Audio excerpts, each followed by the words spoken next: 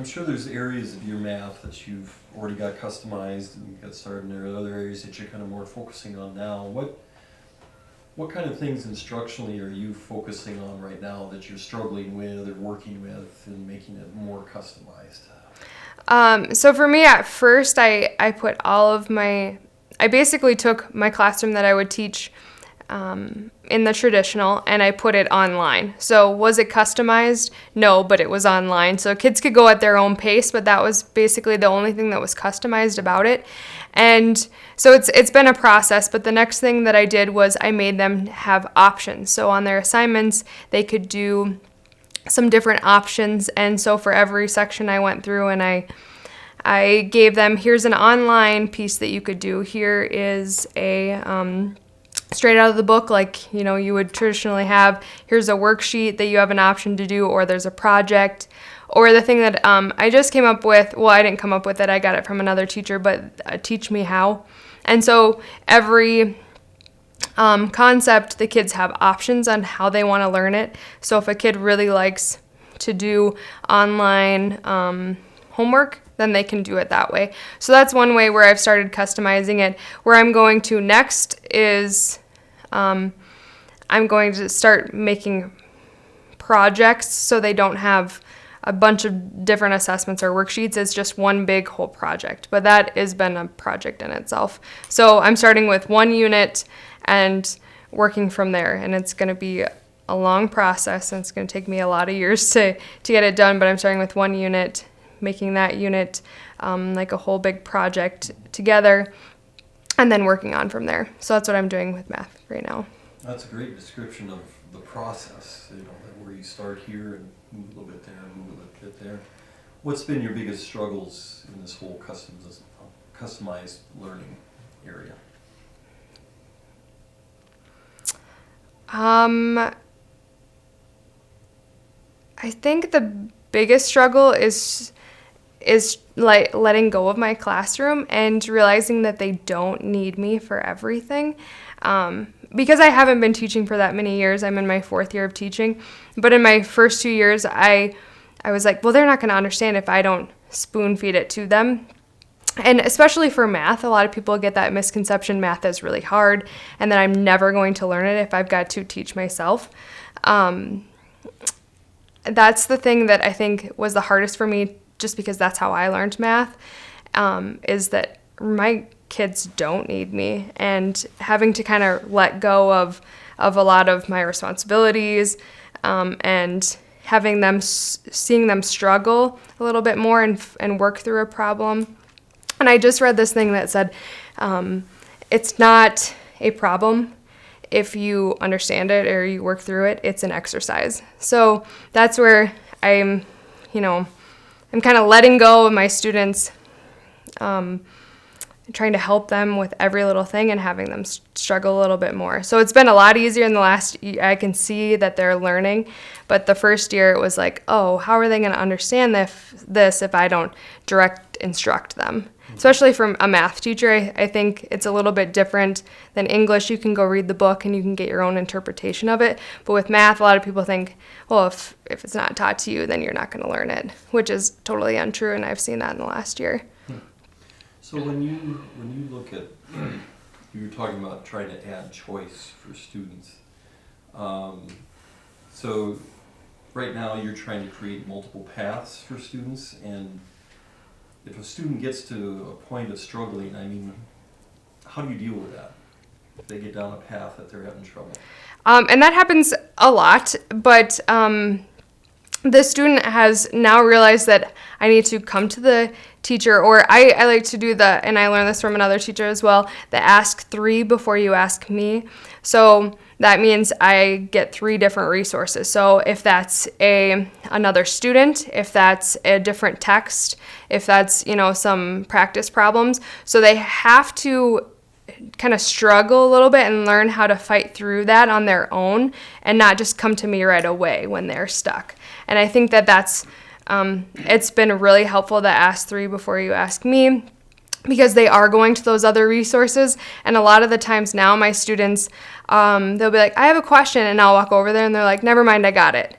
So they don't really want me to help them. They want to struggle through it on their own. So, but if I do have a student, we do a lot of one-on-one talking, or if I have another student that I knew struggled through it, but then they understood it, I'll be like, well, hey, will you go explain this to this student? And they're excited because they had to struggle through it, but then they got it, and then now they're the teacher. So I do I'll do one-on-one, or I'll have another student teach that student how to do it, which is really cool to see, because you really learn best when you're teaching others. So that's how, or if they struggle, that's how we work through it.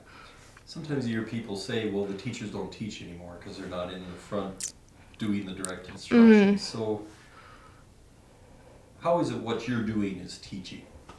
Well, I know they told us to call ourselves facilitators, and I agree with that, because really our students are not teaching themselves, but they're learning how to learn best, and I'm guiding them to maybe the correct answer, not teaching them necessarily. They have videos and other things that they're learning through it, but I'm there to still help them.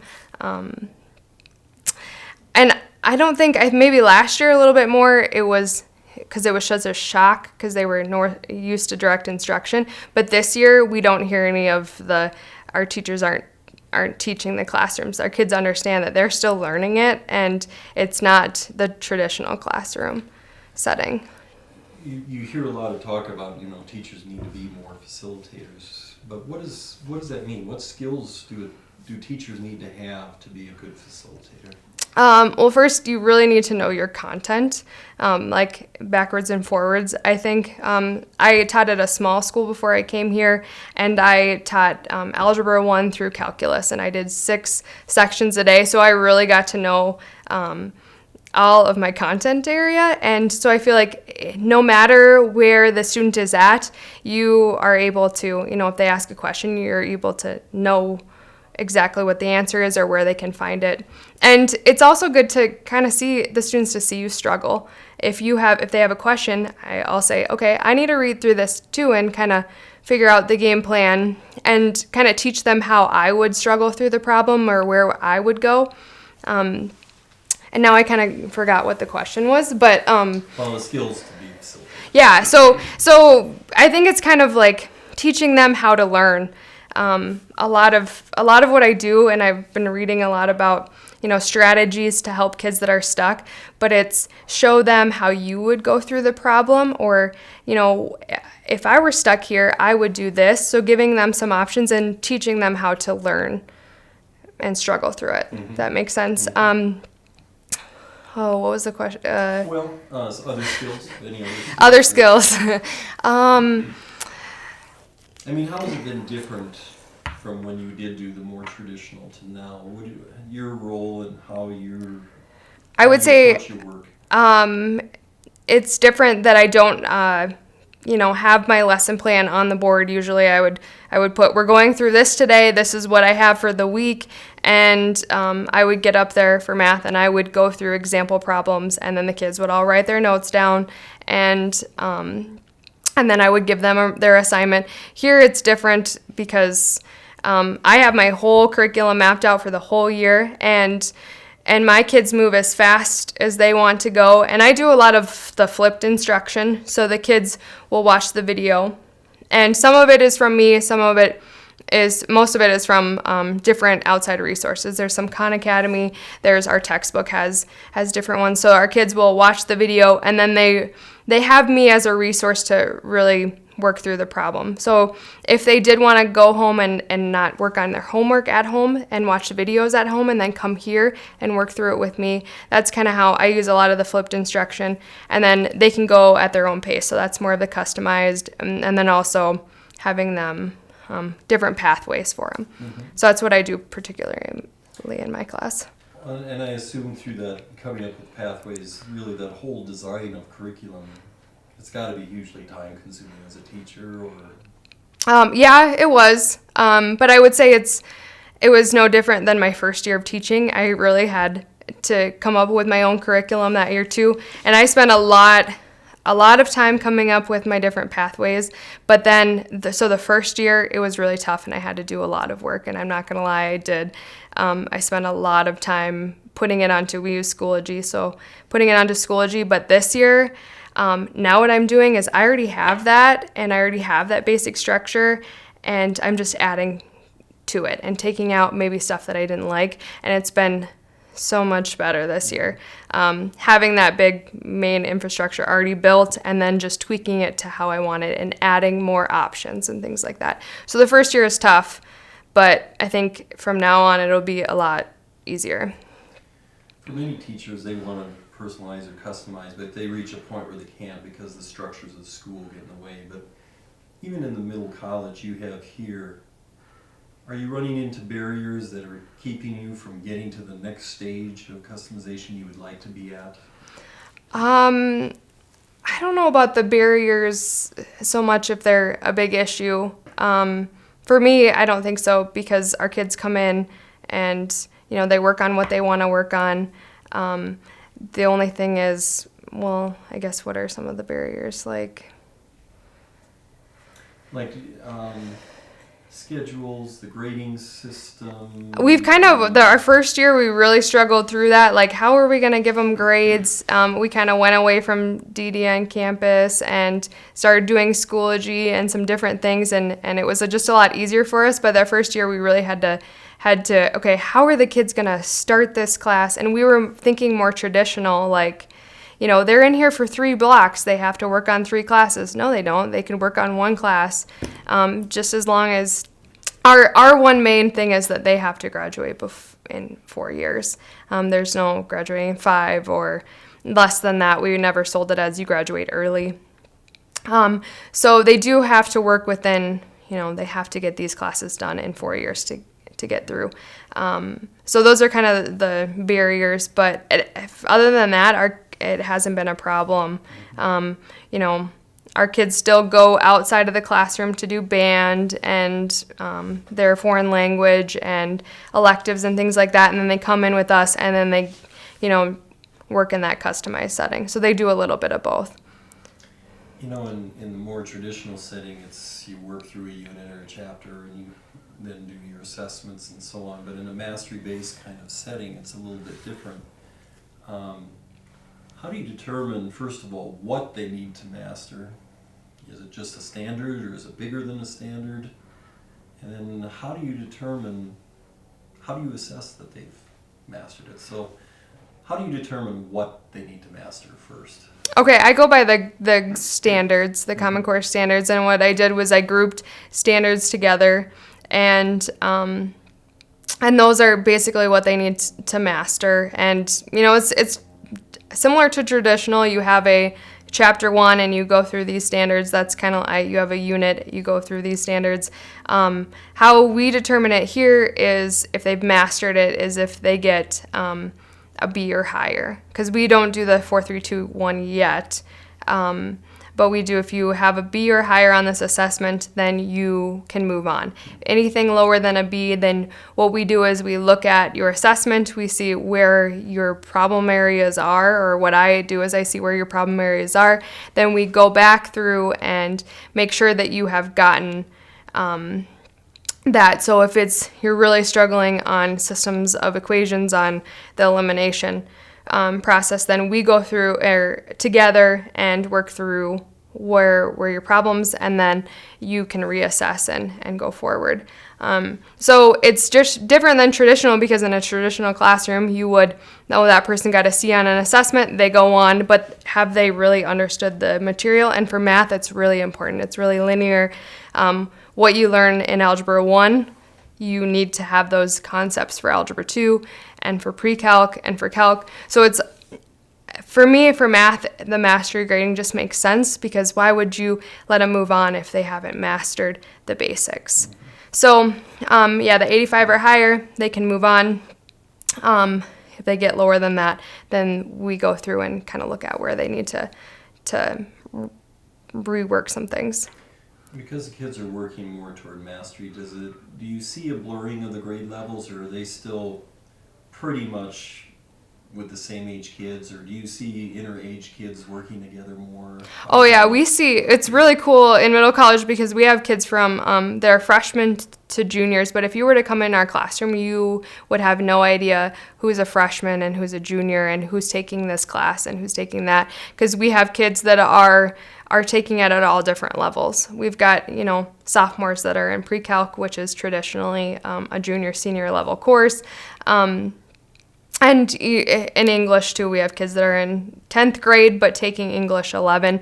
And then we also have kids that have already, and I just saw this in my geometry class. They really liked the trig unit, and they're not in geometry right now, but they wanted to go explain it to someone else. And so they're not in that class, but they just want to teach others because they know what they're doing. So in middle college, you can't tell who's a freshman, who's a junior, and what courses they're in or what their pace is or anything like that. In what ways have you had to become a self-learner, the self-directed learner? What kinds of things have you had to get yourself to be able to move forward with customization? I think how I approach students has changed. How I'm asking them questions has changed. I'm more so like teaching them how to learn, and it's not really about math anymore. It's okay, so where can we find this information? Where do you that's kind of where a lot of mine has changed, and especially before I was just math, strictly math, and in middle college we teach about different career paths, so I've done a lot of that with my students, like, oh, you're really interested in biology and in art. You could be some kind of art therapist, and before I never talked to my students about, or I mean maybe I did, but not as much as I do now, because I've got a set of students. We do a team aspect. So I've got 17 kids where I really know where they're at all times. They might not be in math, but I know what career path they want to go down now, and I'm helping them with that career path, which is really cool for me, and it's different, and it's obviously not math related, and something that I've had to learn how to do. Mm-hmm. Other things, mostly how I approach students and how I ask them questions, and how I help them struggle through things. Well, you mentioned the career path. How do you get that student interest as part of what you do? You have to make those student connections. You ask them about their day, what their likes are, what their dislikes are, what they're thinking about for a career path, just kind of some options. We also have these career panels that we've brought in, which have really, I think, have helped. We've had career panels come in, but we've went to different places around the community and got kids interested in something that they might not be interested in. So we had a medical panel come in, and they had said, there's a lot more to the medical side. There are, we need people on the computer too, and we have kids that are interested in the computer aspect of it, and I don't think they would have thought of that before if we hadn't have brought these career panels in. So doing the career panels have kind of helped. Doing some research behind it. I'm really interested in this. Okay, let me research it a little bit and see what kind of classes you should be taking. What classes you would have to do in college. Should we do more math and science, or maybe take some more art classes? So I've had to do a lot more researching on that end of careers, which have taught me a lot too. Mm-hmm. Well, I've got plenty more questions, but I've got to be cognizant of time. Okay. So, did you have anything you needed to ask, Ryan? Would you, now that you're doing the customized learning and teaching and stuff, would you ever go back to just strictly direct instruction? No, never. I wouldn't. I see so much growth in my students, and they're like, they want to learn. It's so awesome to see that I would never go back. And if I did go back or went to a different school or, did something else, I would do personalized learning in my classroom. Because that's kind of what I did at the small school. They're all at such different levels. And, if someone says it doesn't work for a small school, I would totally disagree. It almost works better for a small school. But you have, a limited amount of kids with such different levels, and you can do it in a classroom. You don't have to do it in a program like us. And I would say I would never go back, ever. We hear that. You hear that? Yeah, I'm sure.